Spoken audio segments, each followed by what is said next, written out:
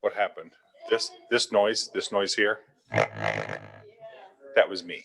That was me bringing that. That was bringing that within range. Yep. It was delicious too. All right. City council doesn't provide any food. That's correct. It's Wednesday, May 27th, 2020, 3 o'clock. This is the May meeting of the Champaign-Urbana Mass Transit District Board. At this time, I will, in accordance with the Governor Pritzker's executive order, we are meeting, we're temporarily suspended from the requirements of the Open Meetings Act, and we're holding a partially in-person meeting and partially remote meeting of our board. At this time, I'll ask to call the meeting to order and ask for a roll call. Barnes. Here. Bauer. Here. Chaplin. Here. Delgado. Here. Vasella. Here. Hannon. Here. Dial. Here. Quorum is present. Thank you. Our first item is approval of our agenda for today's meeting. If you take a moment to review and motion a second, please. So motioned. Second. It's been moved and seconded to approve our agenda for today's meeting. All in favor, please say aye. Aye. Aye. Opposed? Do we need to do a roll call for that? No. Okay. All right. I didn't think so. Our next item is a public hearing on the Illinois Department of Transportation Rebuild Illinois Capital Grant Program application. The primary purpose of this hearing is to receive input from the public on a project for which financial assistance is being sought from the Illinois Department of Transportation. The grant application consists of 4 projects: purchase of 4 60-foot hydrogen fuel cell electric buses, purchase of 3 40-foot hybrid buses, construction of a solar array, and information kiosk rehabilitation project. Beginning on May 15th, 2020, the project descriptions were posted on the district's website at www.mtd.org under Inside MTD /public information /documents /public hearings for public review. Notice of public hearing appeared in the News Gazette on May 17th, 2020, and a certificate of publication is available for your inspection. Will the clerk read any comments received from the public, please? No comments were received. No comments were received. Then at this time, if there are no more comments, hearing none, I declare this public hearing on the Rebuild Illinois Capital Grant Program is closed. Agenda item number 5 is audience participation. Next on the agenda is audience participation. Will the clerk read any comments received from the public for audience participation, please? No comments were received. No comments. Okay, our next item is approval of our minutes from our regular board meeting, April 29, 2020. I Yes. move that the, oh, sorry, Dick. Go ahead. I move that the minutes be approved as distributed. I'll second. It's been moved and seconded repeatedly that the regular board meeting minutes from April 29th be approved. We do a voice on this or voice fine on this? Barnes. Yes. Bauer. Yes. Chaplin. Delgado. Yes. Vasella. Yes. Hannon. Yes. Dial. Yes. That motion carries. Thank you. Our next item is communications. Any communications for the board, Carl? No additional communications. Okay, anything any board members have received that they'd like to discuss? This is Linda Bauer. Yeah. I saw something about trees. I don't know if it was specifically to the board or to you, but concern about taking down trees on the path of construction. Yeah. The MCOR West Yeah, east of Lincoln, right? Correct. Dennis Roberts, one of the Urbana City Council men, sent a letter to our board asking for a discussion about removal of some of the trees on Phase 5 of MCOR, which is Green Street east of Lincoln, or I guess technically east of Busey. And so there was a city council meeting last night, and there were 3 MTD staff members that were participating in that, although we ended up not having to participate. The city of Urbana staff led the discussion with the public and the council members, and it was a very good, positive discussion.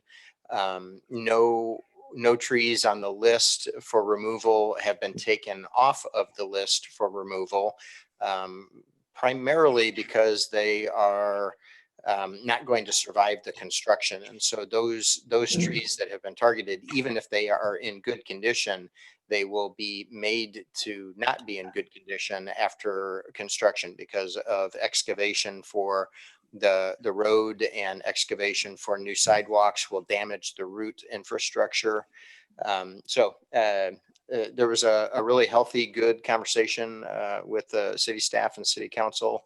And I think that there are plenty of folks who are sad that there are trees that are going to be removed, but I think everybody understands that we've avoided as many tree removals as we possibly can, and we are planting 47 new trees to replace those 9 that were under contestation. Thanks, Carl. Thank you, Carl. If you'd like to move right into your managing director report then.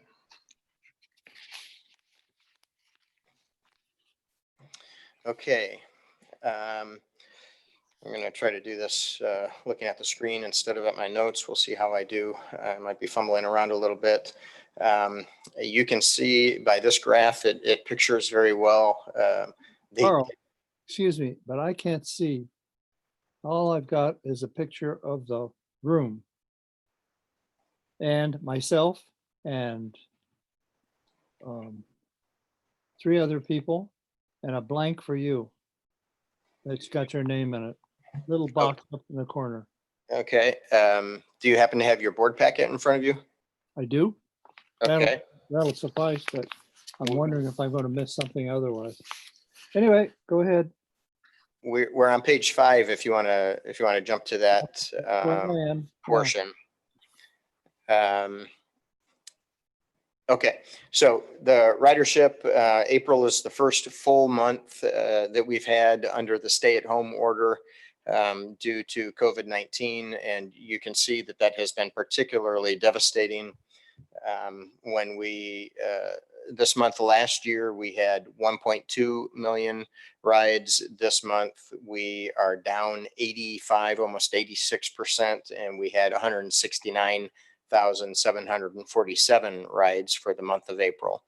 So the mantra that I keep repeating is that certainly is a smaller number than what we normally see, but those are 169,747 trips that people needed to make. And we needed to be there for them so that segment of our community, or those segments of our community, have us as a mobility option. So it's really living out the small but mighty phrase.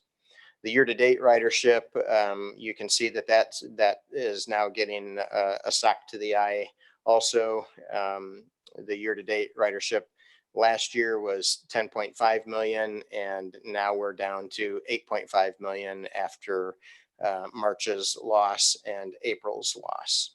Carl, Yes, sir. when will Wright Street be finished? Wright Street won't be completely finished until the fall.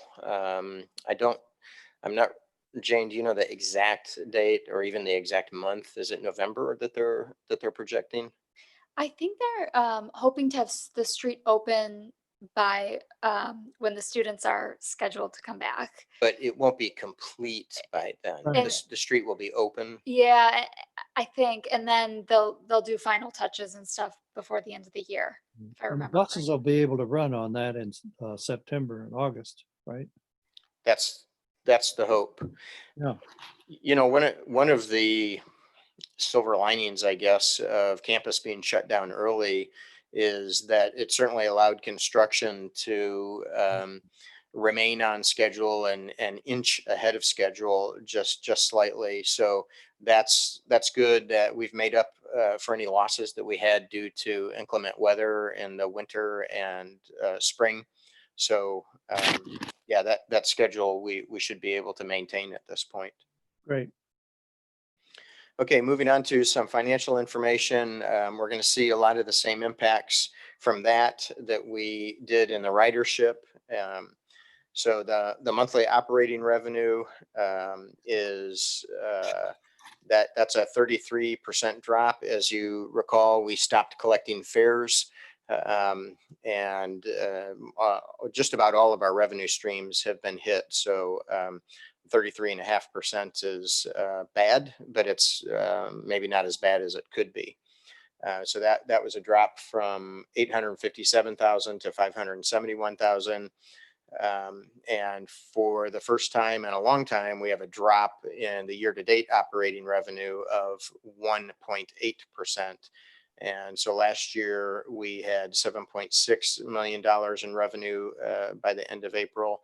And this year we had 7.5 million. So I think we'll see that continue to trend, obviously, for the rest of this fiscal year. The operating expenses, unfortunately, those don't drop the same way that the revenues drop because we are still providing service.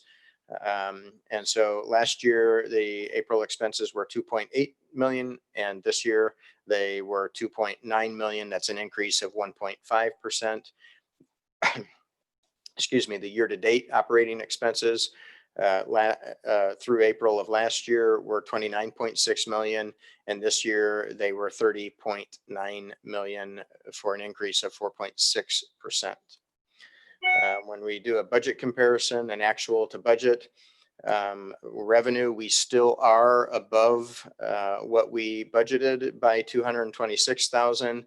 I suspect that, again, that will be eaten into by the end of the fiscal year. The expenses, we are $3.1 million below the budget. So we're doing well on that front, at least. All right.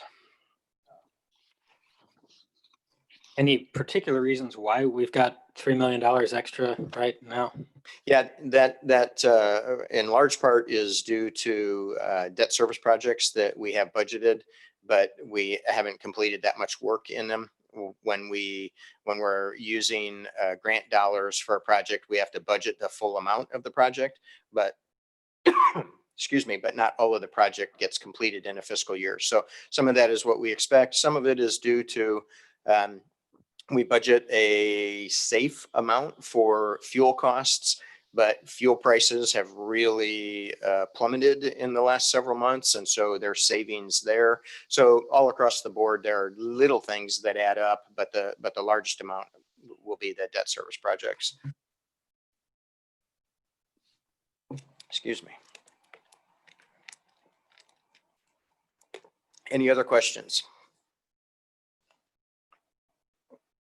Okay, I'm going to move off of the managing director's report then. All right, our next item is the Board Administration Committee of the Whole. And that is the fiscal year 2021 draft budget, page 39.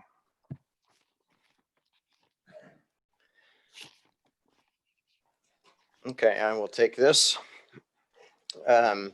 So this is just like a 30,000 foot snapshot of the budget. The first column is the current budget that we are living under for fiscal year 2020. And then the last column is the proposed budget for FY 2021. If you look at the total expenses here, the total eligible operating expenses, and I'll explain what eligible means a little later. But if you look at the total here, that is a decrease that primarily is due to the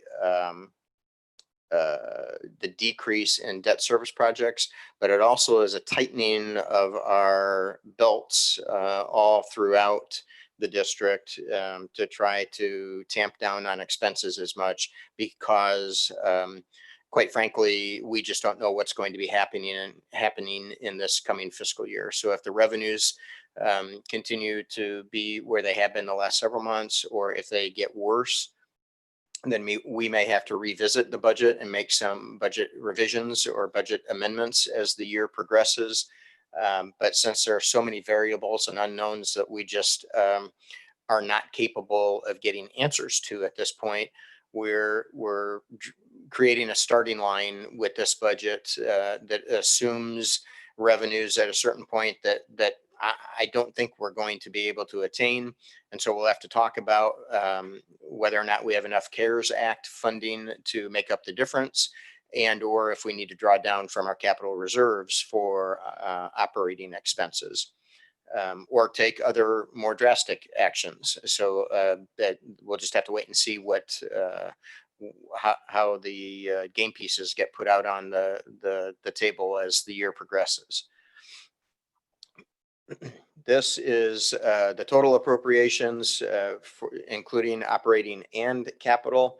And so you can see that we have a significant reduction in expenses. And again, much of that is because we are reducing the capital projects that we would have normally been doing, where we're not going to be doing several of those. We're pretty much only doing projects that we already have underway, like the hydrogen fuel cell project and some bus procurements. And so I'll get to the capital items a little later, but that makes up the largest difference.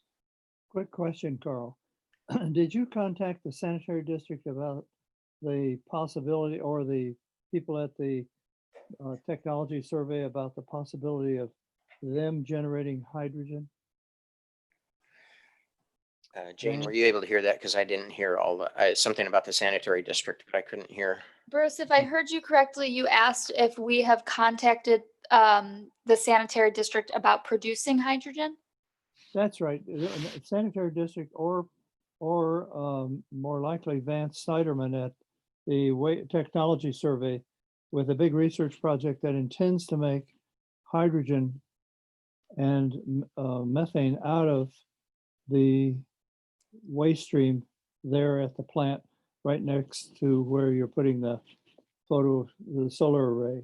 Did you happen to talk to Vance Snyderman? We haven't spoken to that individual. We have had conversations with the sanitary district about methane reformation to produce hydrogen. However, that, you know, we're already installing the equipment that we're installing to produce hydrogen via electrolysis. And so the methane reformation would be on top of the amount of hydrogen that we're already producing, but it would require all new equipment for the sanitary district to do the methane reformation. And so I don't know if we'll end up going down that road, but the other possibility that we've talked about with the sanitary district is to use the renewable natural gas that they produce and use that in CNG vehicles instead of pulling compressed natural gas out of the ground and burning a fossil fuel, using the renewable natural gas produced at the sanitary district. That would have a lower equipment overhead than hydrogen production. And so that may be a more efficient use of that gas. But we're very early on in those conversations, and there's still a lot of research that we need to do. But yes, we've had conversations about that. Okay, thank you. Yes. Okay, this next slide is an estimate of revenues and expenses.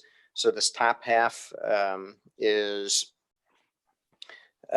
just the revenues. And as I mentioned, these are, I mean, a budget is always an estimate, right? It's always just a plan. But this year, more so than others, it's an estimate because we just don't have the information at hand to be able to see if, for instance, that state operating grant, if the state will be able to deliver on those obligations. That's what the application is for in this amount. I believe that that's what we'll have a contract for with the state. But the reality is if they don't have the money, they're not going to be able to make those obligations. So we'll have to cross that bridge when we get to it. And we'll just be having ongoing conversations throughout the year about how things are progressing along those lines. So this is the total revenue. I should mention up at the very top of that 7.5 million cash on hand. That's the cash reserve that we have, the rolling cash reserve that we just use to continue operations, to make payroll, to buy fuel, to do those kinds of things, because the revenue streams tend to be lumpy. We get property tax payments twice a year. We get state operating grant payments once a quarter. And so we need cash on hand to be able to keep meeting our obligations. So What kind of interest rate, Carl, are we getting on that 7.5 million? Michelle, do you happen to know off the top of your head what interest rate we're getting on that? Well, we don't have just one account for that's only operating, but in various accounts in different banks, the highest is a little over 2%. That will be ending though at the end of June, and the rates are lower than that, obviously, here at this time. Thanks. Carl, throw one more stupid question at you. So we're aiming to keep 7.5 million readily available. I get that. As far as credit lines and reserves that are in CDs that could be broken, what do we actually have, cash wise that could be accessible without, issuing revenue anticipation bonds or something?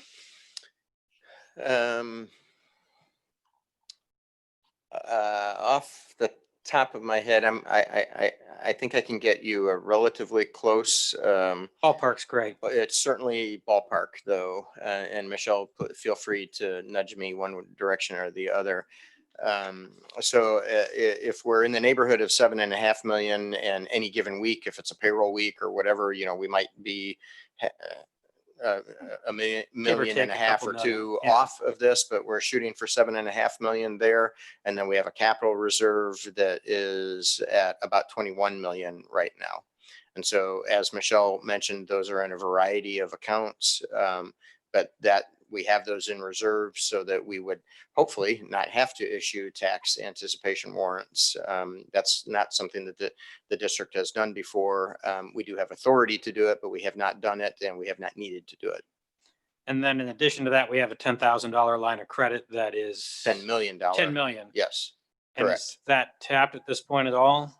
No, it is not. And that is available as a line of credit that we could use. We would use that most likely before we got dug into our capital reserve, because the capital reserve is, as the name implies, set aside for capital projects. Right. And I suppose we'd be able to count it as debt service somehow as well, maybe. The line of credit. Yeah. So relative to the state operating grant, when we borrow funds, if we needed to borrow funds from that line of credit in order to buy fuel or to pay health insurance premiums or to make payroll, that type of thing, the premium on that and the interest are both eligible for state operating grant reimbursement. So when that downstate public transportation fund gets recharged with revenues, then they would reimburse us for those expenses. But if things go bad, if the state doesn't end up getting this $5 billion they're thinking they're going to get from the feds, we should be okay for have about a year or so to figure out what's going on and adjust accordingly, you think? That's the plan. Yep. All right. Thank you. Any other questions up to this point? Okay, so in your board packet, this is one sheet, but on the slide, the bottom part of the sheet are expenses. And so you can see at the very bottom there, we're shooting for, well, before we get to the very bottom, are the total expenses. This goes back to the first sheet that we showed you is 61.7 million. And sorry, and then that 7,500,000 down at the very bottom is where we're targeted to be with a balanced budget. If all the revenue comes in and we're able to make the payments on these expenses, then we're left with $7.5 million. Again, that does assume that $1.4 million is actually left over from the revenues and transfers into the capital reserve. But as you will hear me say multiple times, these are estimates and they're not really based on as much reality as I would like them to be, as we normally are able to do. Okay, this is a little information on a department by department budget level. I'm going to go fairly quickly through this. This is online for people to look at if they want to mull it over. Board members, you're obviously welcome to do that. You have it in front of you in a board packet and you can ask any questions now or later. I think my battery might be dying on my microphone. I'm going to go through this relatively quickly. So across the board, when we look at our total operating expenses, 75% of our costs are made up by people. We're a people business and it takes people to provide the service that we provide. And so 75% of our hourly expense is made up by wages, salaries, and benefits. And so you will see that in department by department. This is the operations department, and you can see that we're budgeting 12.4 million. And that is an increase over 11.75 million from this current year. And that primarily is made up of getting some positions filled that have been vacant for a year or two. And also the 2.75% wage increase that's across the board for district employees. And then, of course, that sets a domino line in falling. And so the next domino that falls are the fringe benefits that are generally percentages of the wages. And so you can see a slight increase there from 9.6 to 9.9 million. The services, this is an area where we're instituting cuts. And so we won't be contracting out for as much outside services as we normally would. And you'll see that from department to department across the entire budget, that's an area where we're making cuts. And then this is the end of the operations budget. I should point out, just for navigation, in the lower right-hand corner, you'll be able to see what the department is that is being talked about at that particular moment and what page of that department's budget. So because Carl. Yes, How come please. total operations expenses about 26 million and eligible operation expenses 43 million? Previous slide. I'm looking at. Are you talking about this one? See that 26, see the operations department, $26.3 million. That is, sorry, I'm scrolling through this. See that is the 26.3 million there. Yes, I see that. I'm looking back at the previous one, which said eligible operating expenses 43 million. The previous slide, page 40. Oh, are you? Sorry, you're looking at the paper. I keep flipping back on the slides because we have different pages. Let me go to what you're looking at. Estimate of revenues and expenses page. Yeah, I got it. Okay, so you're asking about the ineligible expenses or the eligible expenses. Eligible operating expenses versus the total operating expenses that you're now talking about. It looks like about a $15 million difference, but I'm sure the accounting is okay. Are you talking about the 59.9 million? If I understand correctly, you're talking about 43 million on page 40. Right, And the page we were just looking at was just the operations department all by itself. And the operations department all by itself is only 26 million. yeah. And we still have yet to go through maintenance, administration. Okay. So So- there's more money to come. Yeah, let me point something out, Okay. Bruce. All There, right. there are two words that are very similar. One is operations. That's the department that provides it service delivery, and there's operating, ing, and that the operating expenses refers to every department combined, of which one of those departments is the operations. Right, you got Yes, maintenance department. So, administration, sorry about that confusion. you got maintenance administration and the Illinois terminal. In addition to that one on page 43, no, page 41. Yeah, I got it. I understand. You got it? Okay. I'm going to take your word for it. Well, it's the next several pages. Sorry? It's the next several pages that fills the gap. Correct. Yep.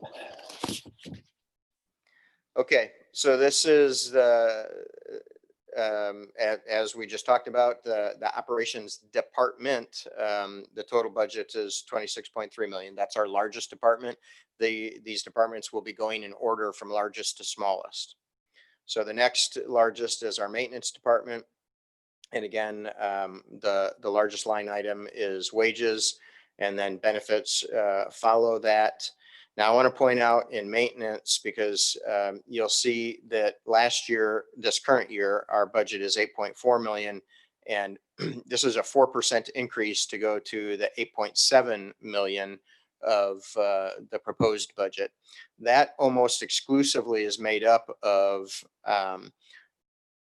2 equipment leases that we need to initiate this year. We've been planning on these, and we haven't set these aside, even though we are making cuts elsewhere. But these are equipment items that are related to safety. One is to replace the vehicle that we use to tow our buses when we have mechanical failures out on the street. That the vehicle that we're using now is about 20 years old, and it is in desperate need of replacement. And so we've budgeted a lease to procure a new one so that we can properly and safely tow our buses. And the other item is for a scissors lift that our maintenance crew uses to replace light bulbs in the garage and, that kind of thing. We have lots of equipment up on the roof and in the rafters, and we need scissors lifts to get personnel up there. And the one that we have now is, again, long in the tooth and ready to be replaced. And while we haven't had any problems with it, we don't want it to be a safety concern. And so we're going to issue a lease, excuse me, for a new scissors lift also. So, sorry, any question on operations department or the maintenance department? Hi, Carl, it's Tomas. I had one question under operations services. Although it's a humble drop, I was wondering if you could maybe explain the $10,000 drop in ADA services.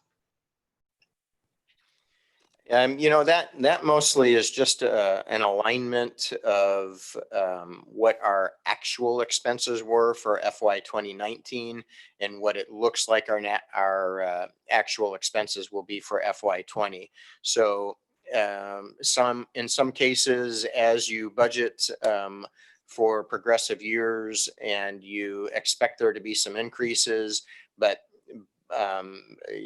we don't always see those increases. And so sometimes a line item will balloon a little more than we intend it to. And so this is a correction on the ADA services. We're not actually cutting any ADA services. We're just aligning that line item to a more realistic expenditure. Does that make sense? Yes, thank you so much. Okay. I had a quick question about just, obviously operations and maintenance are both kind of doing work on the buses and how these line items are allocated. So our biggest drop on the whole thing is small equipment on the operations page drops from 10,000 to 5,000. And then,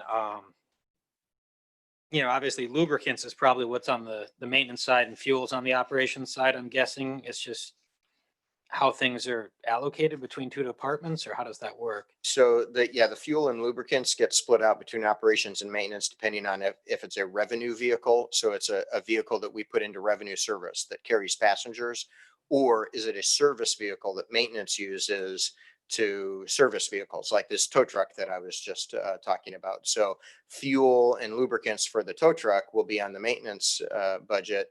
Fuel and lubricants for a bus that we put into service, that will be on the operations department budget. Got it. And shop tools and equipment, or small equipment, that's the same kind of thing? Exactly. Yep. And there really is very, very little small equipment that we purchase for operations. Maintenance gets, they're buying tools all the time and equipment. But operations, kind of full circle to what I said earlier about being a people business. I mean, they're the ones that the people are out front. Our front line are people. And so there's not a lot of equipment purchasing for operations. So on the maintenance side, we've got revenue vehicle repairs, but that would actually be for the operating vehicles? Correct. Got it. All right. I suppose I've never thought about it, but maybe that's confusing to you because the revenue vehicle repair is on the maintenance, but the fuel for the revenue vehicles and operations. And that is goofy. I never thought about that before, but that's the way the federal and state line items and the grants are lined up. And so our budget line items purely 100% just mimic the line items for the federal and state grants. So I don't know the reason for that. That's a little goofy. That actually helps explain it a lot, because we have to do the same thing with all of our categories for everything we do on buildings goes to the Schedule E, which it's like somebody who's never worked with rental property came up with these arbitrary categories, and we try to see what fits. So, yeah. I'm going to blame it on accountants. All right, moving on before Michelle starts throwing things at me. The administration department is next, and while this is the third largest out of four, so the second smallest departmental budget, it does have some large line items that apply district-wide. So Phil, kind of relative to splitting out some of those expenses, things like liability insurance. The majority of our liability insurance is due to our operations, right? That's where our primary liability is having buses out on the street. But 100% of the liability insurance is under the administration budget. That's a general administration expense. That's just how the accounting standards have it set up. It's not split up between operations, maintenance, Illinois terminal, and that kind of thing. So when you look at this, you'll see that the wages line item, again, that mostly is made up of, we have over the last year filled some positions that had been vacant, and we've realigned some positions to we made some staff positions that were hourly. We're converting those to salary because the fair, I'm going to get this wrong, the Fair Labor Standards Act, that's close if it's not right. What's that? I can't hear you. Yeah, it's not the Family Medical Leave. Anyway, so we're more properly aligning some of those positions that really should have been salary. And so we're converting some of those people to salary as opposed to hourly. So that makes up much of that difference. And then here you'll see the insurance show up. So that 1.2 million in the budget is for liability insurance for the entire district. So that's a 2% increase in the administration budget from 6.6 million to 6.8 million. And then our smallest budget, again, small but mighty, is Illinois Terminal.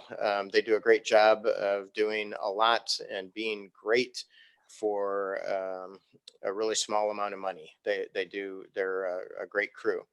And so if you go through there, the entire Illinois terminal budget is 1.3 million. That is a 1% increase over the current budget of 1.294. So they've taken hits with cuts just like everybody else.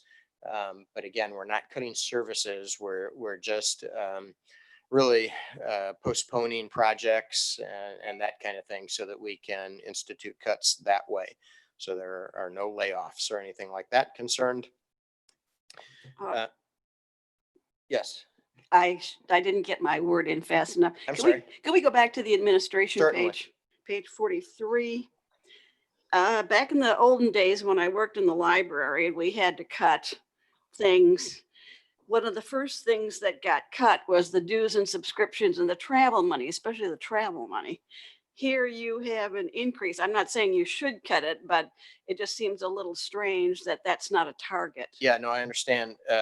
And the reality is it is a target. And in fact, in terms of travel and meetings, I mean, nobody's going anywhere and doing anything right now anyway. I mean, every conference, every training opportunity has been shut down and moved online.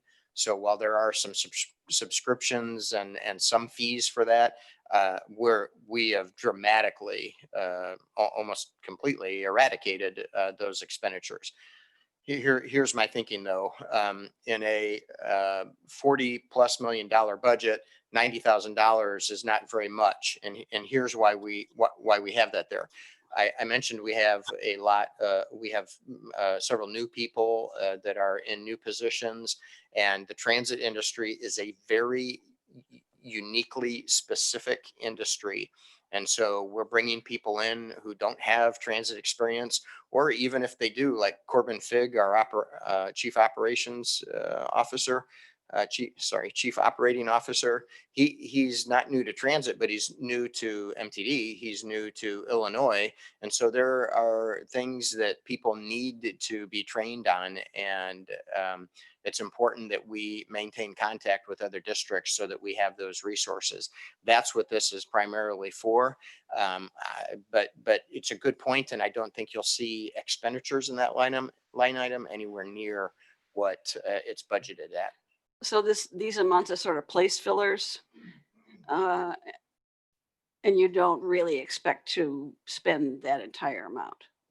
Well, Is that correct? that- Possible? That is true. I mean, if we see a full recovery and there is federal funds that ends up flowing to the state, I want to be able to still continue to provide. I think the district wants to continue to provide training and education opportunities for the staff. And so, yes, it's a placeholder, but it's a placeholder with fingers crossed that we can actually take advantage of it and continue to make the district be a manner in which people improve themselves and get better at their jobs. Since we're back to this page, Carl. Sure. Any discussion on, I'm assuming this is a lot of Illinois terminal and maybe some lawsuit expenses, but our services budget is really changing quite a bit. Sorry, what page are you on? Same page, 43, services. Oh, okay. Under general administration, yeah, that's so I don't want to pick on this organization, but just as an easy example, there's a local outfit that we use to help us create and provide marketing materials. And so we generally will spend $50,000 to $75,000 a year with them to do that.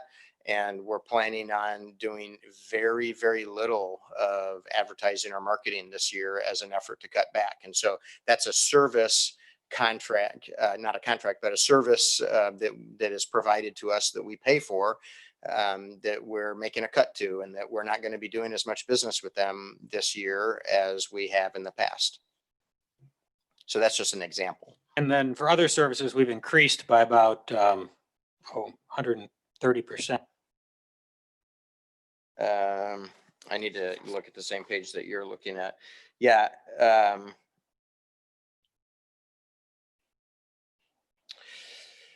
Oh, I'd have to go back and look to tell you what exactly is under other services. I think that is a, you know what, I'm not even going to try to guess because I don't think I'm going to be accurate. Email me So later. I can get that information to you, but I don't know off the top of my head what makes up that line item. Do you know, Michelle?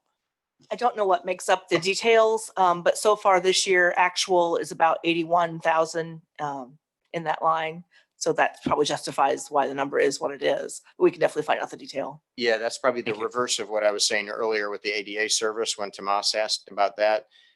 Sometimes you go down to make an adjustment and sometimes our expenses have been above budget on a particular line item. So we're making an adjustment to accommodate that. But we absolutely can get some of the detail information to you. Okay, anything else? I'm interested in page 46. Yep, I'm not there yet. Ah, We're almost there. Okay, so this, I said at the very onset of the conversation that I would revisit the ineligibles because there's a line item on that first page that I showed, or the first slide that I showed, that had ineligibles of 259,000. I'm concerned sometimes that term ineligible is concerning to people. It makes it seem like we're doing something wrong. And so Michelle had this idea of creating an ineligibles page for the budget to highlight what's on here. So that's what we're doing here. Generally speaking, what this means is we have expenses that aren't always eligible for our state operating grant. The state operating grant is intended for public transportation purposes only. But we have expenses that aren't always public transportation oriented. For instance, we are sitting in a room on the 4th floor. Some of us are sitting in a room on the 4th floor of Illinois Terminal right now. This is a building that we own and we operate. And these meeting rooms on the 4th floor are ours, and we have expenses associated with that. We pay for the lights, we pay for the heating and air conditioning. We pay for repairs when they need to be made, and those expenses, this room does not go toward the provision of public transportation services in this community. And so those expenses are not eligible for the state reimbursement. That's what this page is. We have a variety of expenses. That was just one example, but another one is we own this building over here on our parking lot that the tattoo parlor is in. You know, that's just a tenant of ours. We own that building. We pay property taxes on that. That expense is not eligible for a public transportation grant reimbursement. So there are things like that in here. And so I just wanted to point out that those aren't things that we're doing wrong. They're just things that are not eligible for the grant reimbursement. Cookies for the board. Yeah. Any other questions on that? Okay, now we'll get to Bruce's page. Bruce, I'm breaking this out in sections for the online version that you apparently can't see for the slide. And so, what's that? I've got it. Go ahead. You can see it on your screen now? It's too small, so I'm using the forms that you sent out. Delivered. Okay. Yeah. Okay, well, Has to do, well, you want to talk about it first? yes. Oh, sorry. You can interrupt me and ask questions along the way, but yeah, I'll start with this first section, which is debt service projects.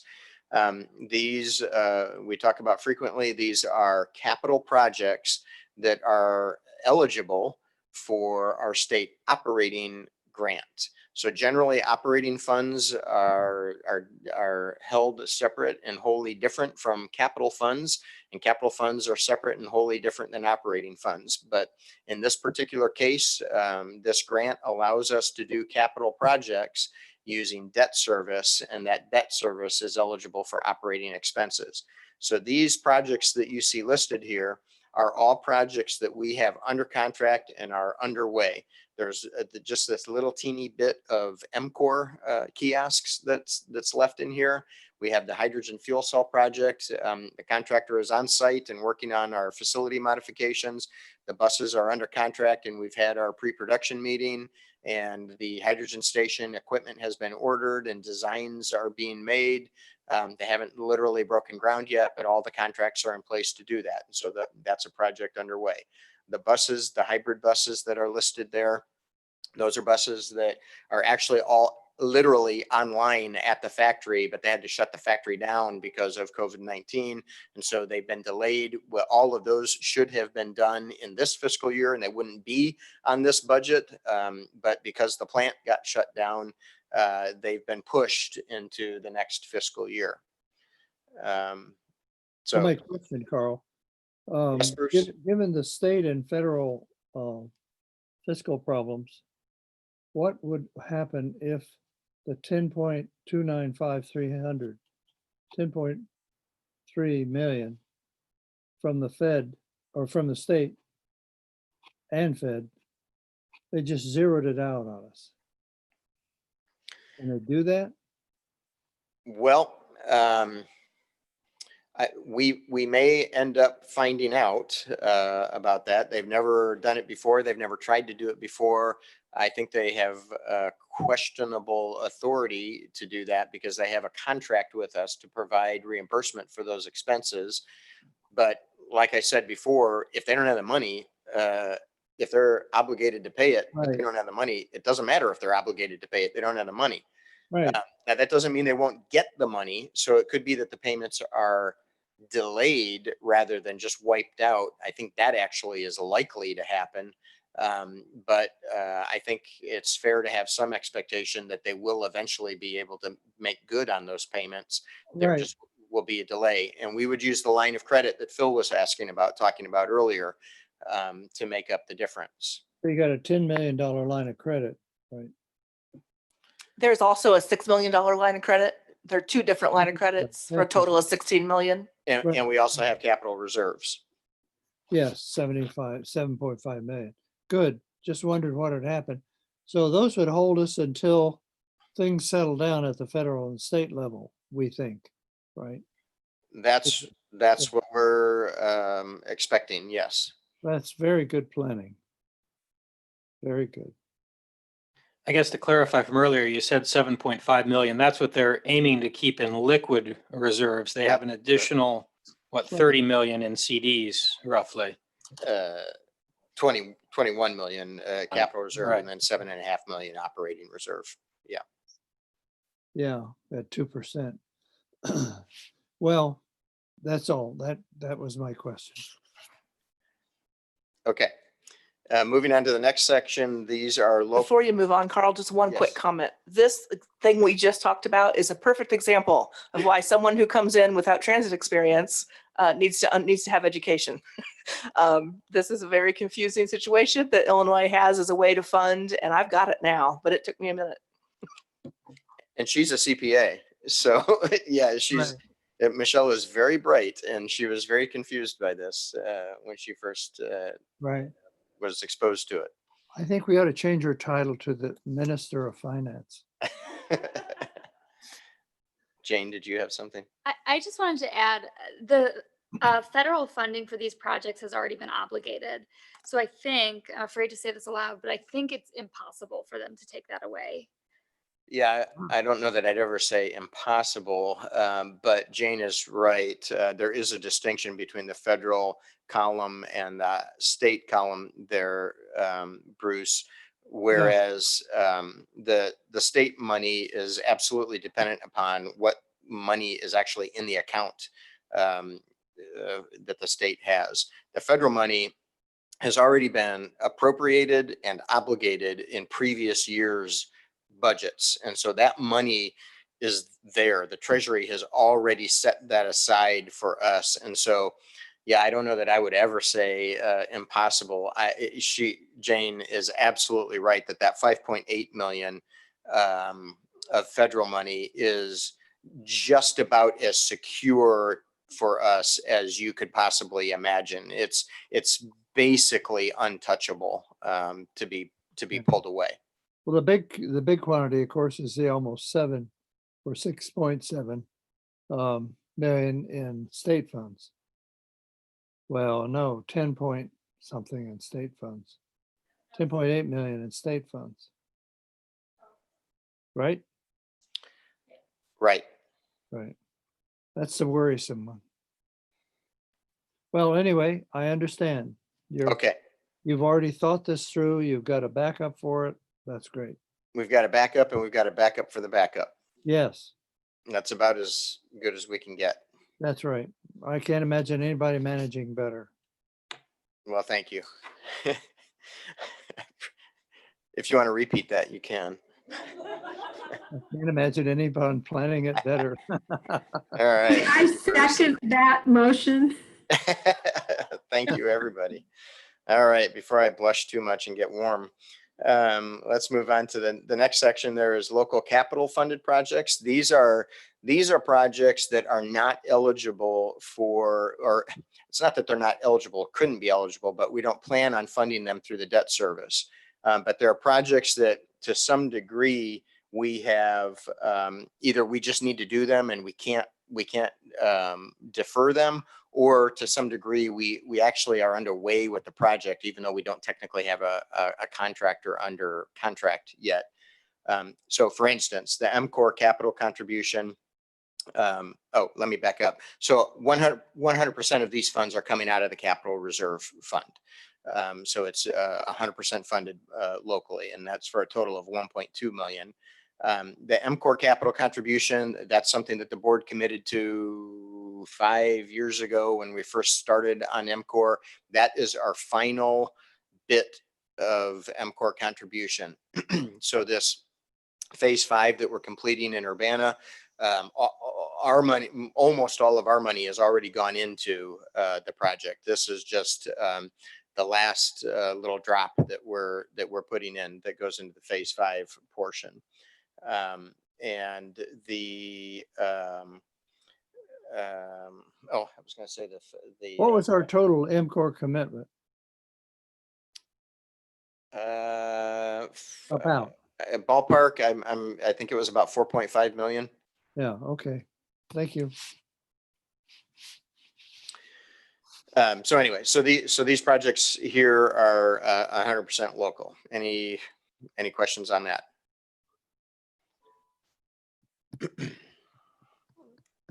guess I wasn't keeping up with myself here. All right. The federal grant funded program, these have no state dollars in them. It's 80% federal and 20% local. This is not a grant that we have secured yet, but it is a project that we have begun architectural and engineering work on. So we have had expenses in it. We paid for that out of local funds, out of the local capital reserve. This is to do some rehabilitation work on our administrative center at 1101 East University in Urbana. It will create a new area for our operations department to move into, so that they can spread out and not have so many multiple people in small offices like we have now. That grant has been submitted to the FTA, but it has not been awarded yet. Although again, that money has already been appropriated to us. It just hasn't been obligated in this specific grant. So we don't anticipate a problem in receiving the grant, but we haven't gotten it yet. The next section is federal and state capital grants.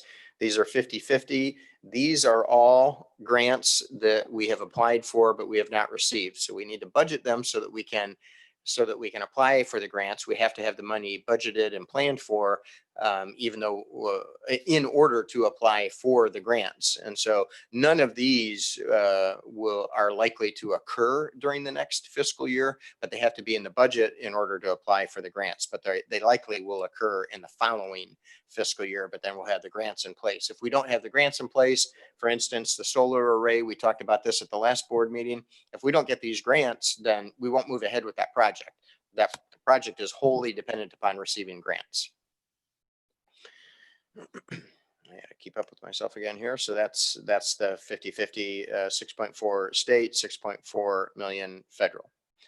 The next section are Oh, excuse me. What do we do if we don't have any hydrogen?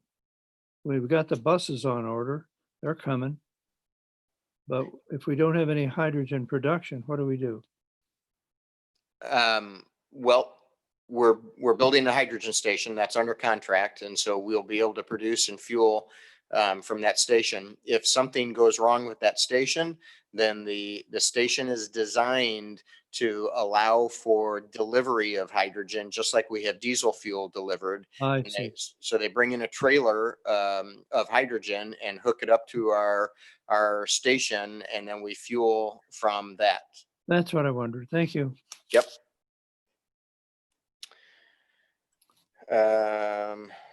Let's see, where was I? Kiosk, that's where I was. Okay.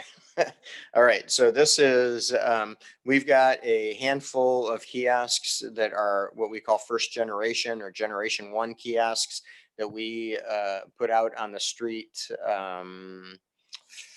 I don't know, in some cases 10 years ago. And so some of them are getting rusty. And so we want to rehab those and put new equipment in them and try to get some more life out of them. And so we've applied for a small state grant to help with that. And then the other half would come from our capital reserves. Okay, that is my spiel on the budget. Any final questions? Otherwise, I'll turn it back over to Brad. I do have some incoming news. Jolene Gensler, our comptroller, watches these meetings and texts me when I need answers. So she's fantastic. And I'm just privileged to get to be here as a representative of the great staff of all different kinds of people that are doing those types of things. Anyway, other services is made up of a service from Hire Right that we use to make sure people are eligible to work at MTD and they don't have a criminal background and that type of thing. Also, the MTD 2071 audit and guidance. That is our efforts to have quality and help the environment.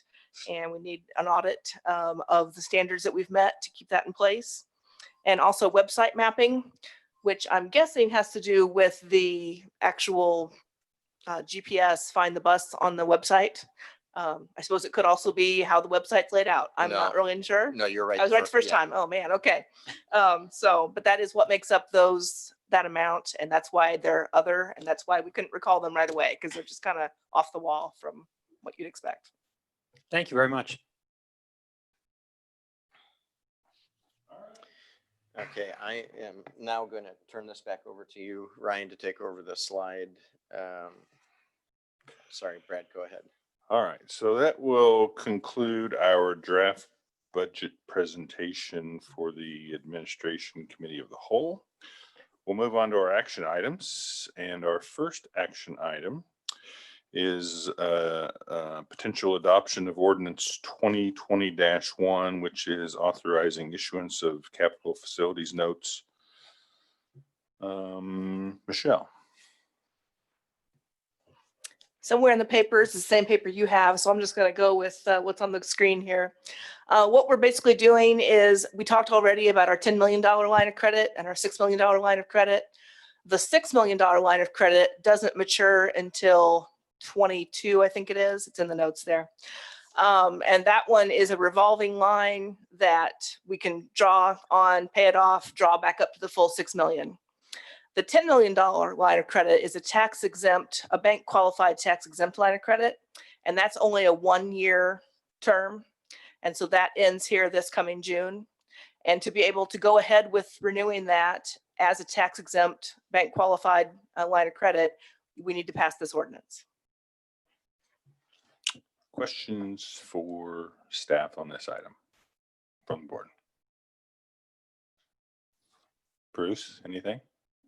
Yeah. No? No, I've been talking to Carl All right. about this. Okay, great. I'll ask for a motion and a second and a roll call vote on this item. So move. Second. It's been moved and seconded to approve our Prospect Bank loan authorization for $10 million on a tax exempt line of credit. Roll call, please. Barnes. Bauer. Yes. Chaplin. Delgado. Yes. Vasella. Aye. Hannan. Yes. Dial. Yes. That motion carries. Thank you. Our next item is our Developmental Services Center contract, which is page 69. Carl. Yes, this is an annual agreement that we have with the Developmental Services Center. This is for them to provide paratransit services for their client base. So we're required by law to provide paratransit to the community, to the members of our district boundaries.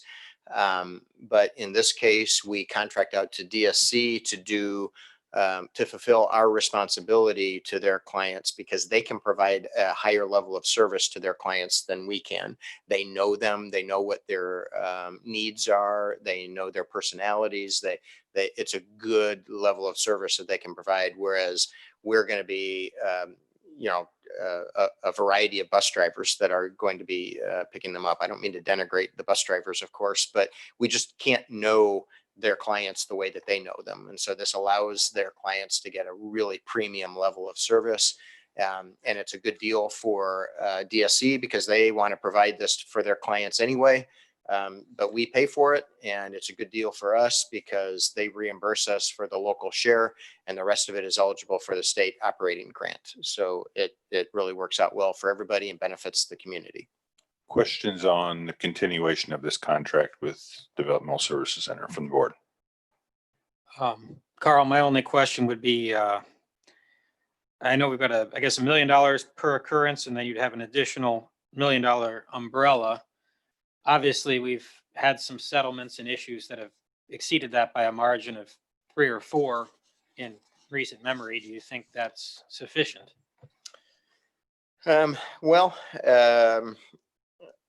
We haven't had in paratransit services that kind of settlement or verdict. So we're talking smaller equipment is the idea? Yeah, these are vans. So it's smaller equipment, it's slower speeds, it's fewer people. And so the exposure is less than what it is for, and there are fewer vehicles out versus what we have for our fixed route service. And so there's much less exposure there. You know, insurance is a risky, you're trying to cover your bet, right?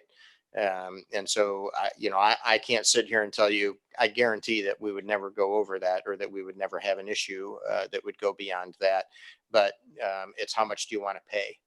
And so you kind of hedge your bets and you pay what you think you need to, but you don't pay any more than you think you have to. Would our insurance cover us if we were either the defendant or a defendant in a lawsuit for an injury to one of their clients in one of their vans? Or yes, if it exceeds the 2 million, are we on our own? Well, we participate in an insurance pool that, yes, that would be covered then. So they provide their own vans. These apparently are not marked as MTD or something there. Correct. Because there's one that comes in my neighborhood and it's just a plain white van. Yeah, I don't know if that one in your neighborhood is a DSC van or, Well, any number of entities have vehicles like that, but I think the DSC ones are labeled as DSC. Okay. Well, I thought it was a DSC van. I saw a small little sign on the side. I was curious about what this van was that's doing. probably what it is. Yeah. Okay. So we have nothing to do with the vehicles. They own their own vehicles. They hire their own drivers. They provide the service. Yes. Yep. Dick? Carl, how long have we had this agreement with DSC? How many years have we been doing this? Oh boy. I'd have to look that up, but I'll bet it goes back 1988, 89, 90, something like that. I started here in 1990 and I feel like we just negotiated that contract right around that time, maybe right before I got here. But it could have been right after I got here too. I don't remember exactly, but around there. Additional questions on this item? Seeing none, I'll ask for a motion and a second. I move we approve this agreement. Second. Second. It's been moved and seconded to approve the continuation of the Developmental Services Center contract for them to provide ADA service within the district. Roll call, please. Barnes, Yes. Bauer, Yes, Chaplin, Delgado, Yes. Vasella, Yes. Hannan, yes, Dial. Yes, that motion carries. Thank you.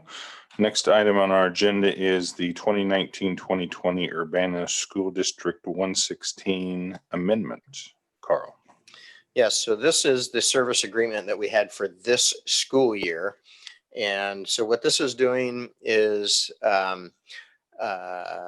checking all the boxes for Urbana School District to continue to pay us for the end of the school year, even though there was no school and we were not providing school services for them. So they continued to pay us on that contract. That allows us to keep those employees employed so that when we ramp back up in the fall or the following spring or whenever we get around to it, that we have the employees on the payroll and ready to go to provide the service that they need. If we had to lay employees off, then we've got to retrain, rehire, retrain, recertify, and it will take months to do that. And so we would not be able to provide the service that they expect when they expect it if we don't keep them on the payroll.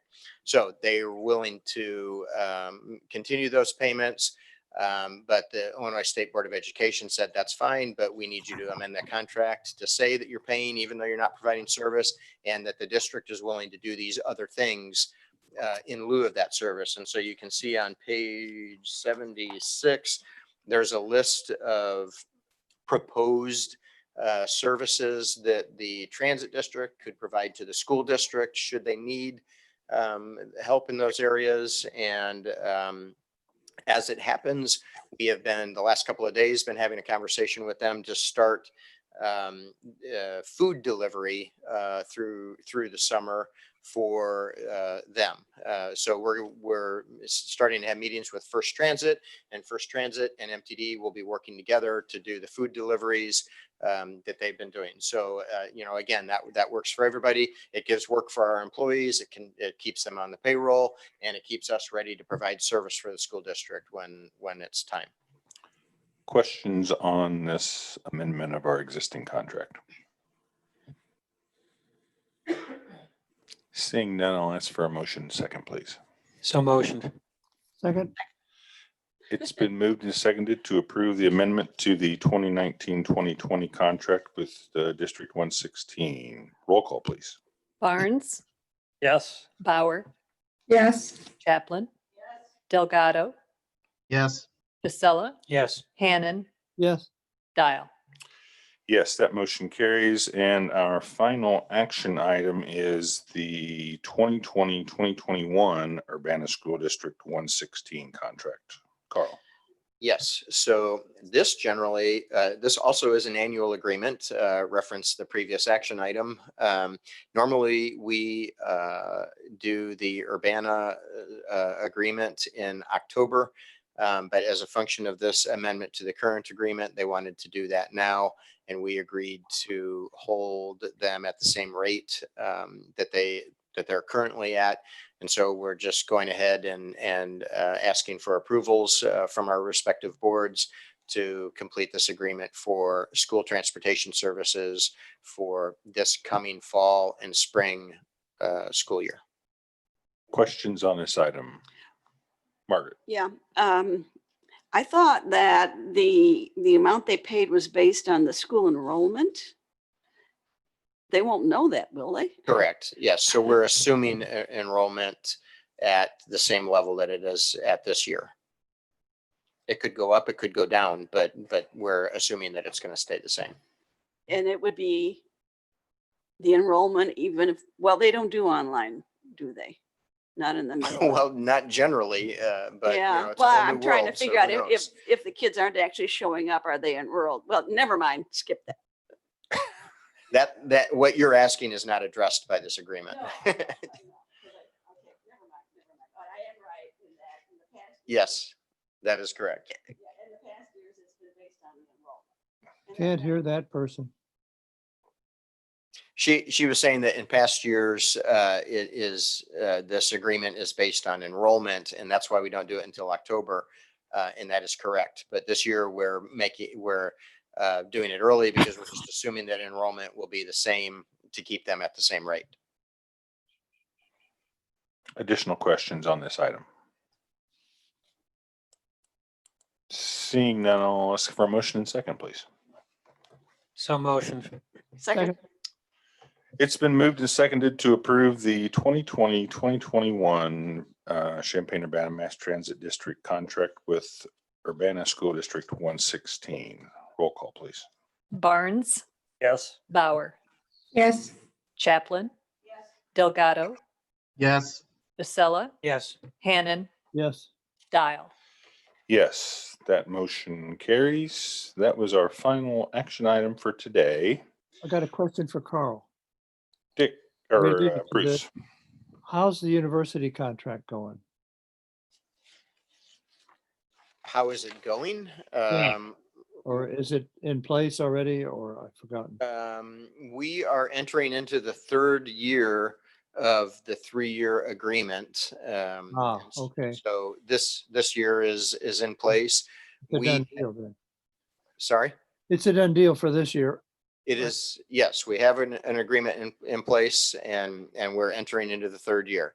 We have begun discussions about what comes next. And those conversations have been fruitful and positive. So we'll, Good. you know, we have some details to work out in terms of service levels and that kind of thing. But we've been having that ongoing negotiation and conversation. We meet monthly with them about that, and it's been going very well. Excellent. Thank you, Bruce. So our next regular Board of Trustees meeting will also be a public hearing on the fiscal year 2021 budget and appropriation ordinance. And that will be Wednesday, June 27th, 2020, 3 o'clock at a location to be determined by what phase we're in, I suppose. Yeah, you know, I think that it's likely that we'll be in the same format because even if going into June, if we enter this phase 3, Not change much for us. yeah. And this is working fine. So, all right. With that, Linda, excuse me, what date did you say? June? June 27th. That's a Saturday? It's July. It's the last Wednesday of July. Stand by. So no meeting in June. June. Sorry. Yeah. So June 24th. We have a Okay. typo. You missed Yeah. that, Margaret. I missed that. Wow.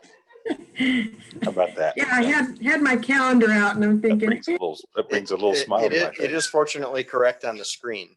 So we got it right in one spot. How about that? We're just testing you. There you go. June I'm 24th. paying attention, even though I'm making notes and things.